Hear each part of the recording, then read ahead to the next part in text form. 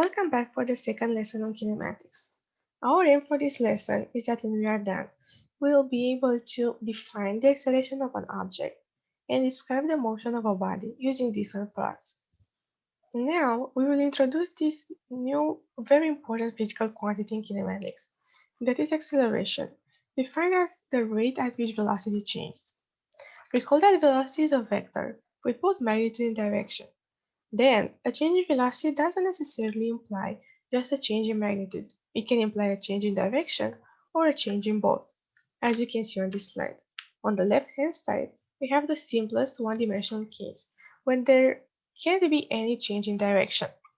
However, our speed can go from a greater value to a smaller one, as you can see on the bottom of this picture.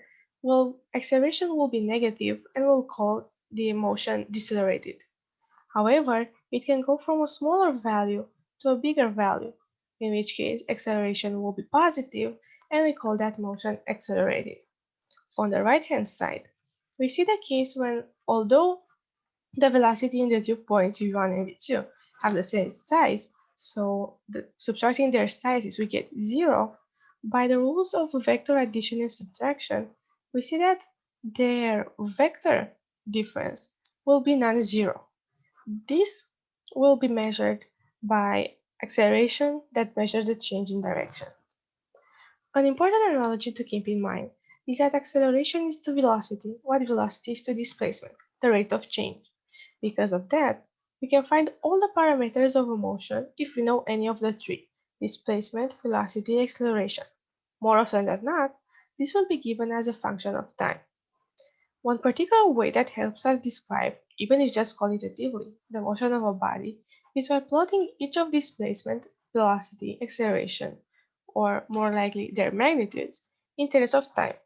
This will give us the complete time evolution of the motion.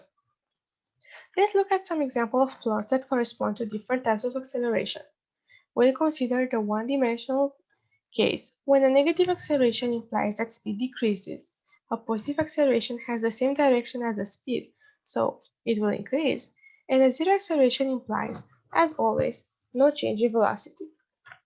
The simplest case, and the one we will see most often, is for positive acceleration to be constant, as we see on the left-hand side. We call constant acceleration, and we recognize on a plot if for any moment we can choose t1 and t2, for example, the acceleration in the moment t1 is equal to acceleration in moment t2. However, acceleration can change in time while being positive in any moment, as we see on the right-hand side.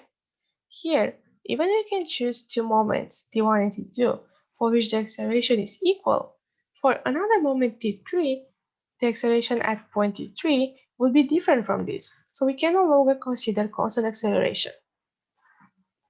A positive acceleration will increase the speed. If the acceleration is constant, that increase will be linear, a straight line having the same slope in any point. If the acceleration is not constant, we are not guaranteed that the speed will increase as a particular clean and nice function of time. All we know is that our plot will be monotonically increasing, as we see on the right-hand side. That means that for any given moment t1 and t2, if t2 is bigger than t1, then so will be the speed. The speed in t2 will be greater than the speed in t1. Now we can look into displacement, which can be similarly computed as a function of time. When speed increases and is positive, displacement increases as well. In the unfortunate case, when the speed is given by a function that is not linear, the formula for displacement will not generate a particular function that we can recognize in the plot, like this. However, if the increase in speed is linear, the displacement will be given by a quadratic function, as we see on the left-hand side. As we know from math, the shape of a quadratic function on a plot is called a parabola. If the coefficient of the term in the highest power in time, which is t squared, is positive, which is our case because the acceleration is positive, the parabola will look a lot like the letter U. Therefore, whenever we see such a plot of displacement, we'll know that the motion is uniformly accelerated. Now that we have all we need to know for the positive acceleration case, consider the very special case when acceleration is zero. Then there will be no change in velocity. The speed must be constant, negative as in the second plot, or positive as in the first plot. Math tells us that displacement will be given by a linear function.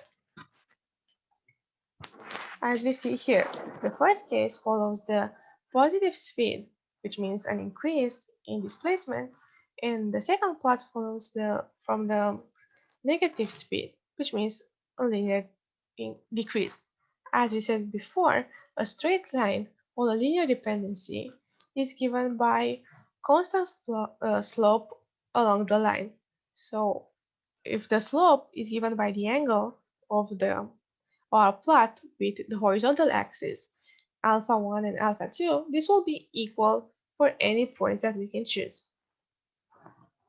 And well, depending on the sign of the speed, the slope of the line can be negative, as in the right hand side, or positive.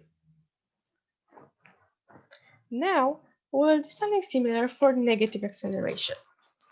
As we said, we can have the fortunate case of constant acceleration, as we see on the left hand side, or acceleration can change in time while still being below the horizontal axis, so still being negative. Well, that means that we can have a generally decrease in speed, so we can't really recognize this plot as a particular function, or if we are fortunate and the acceleration is constant, we'll have a linear decrease in speed, as we see here. Displacement will also follow from this plot. A general decrease will only obey the rule that for any given moment t1 and t2, if t2 is greater than t1, then the displacement in t2 will be smaller or more negative than the displacement in t1. However, we can also have a quadratic decrease, as we had a quadratic increase when the acceleration was positive. This is because only the sign of the acceleration will change. So in this case, we'll have a parabola that will be a reversed U, as we know from math. We encountered some interesting equations while we talk about plots. All of them are called kinematics equations, or equations of motion, and they help us characterize a very specific kind of motion. The conditions for us to use the equations found here is that our motion is constantly accelerated and it's a one-dimensional motion. Perhaps this may seem like a very specific case, but it's definitely something useful and something that we encounter a lot in kinematics. After looking over so many plots, the main takeaways would be that acceleration measures the rate of change in the magnitude, direction, or magnitude and direction of a body's velocity. That quantities that are constant in time are depicted as a horizontal line on time plots. That the rate of change of a physical quantity is given by the slope of the plot of that quantity over time. Thank you for staying with me and for your attention, and I look forward to seeing you on our next lesson on kinematics, when we will actually find a proof for the kinematics equations that I showed before. Thank you.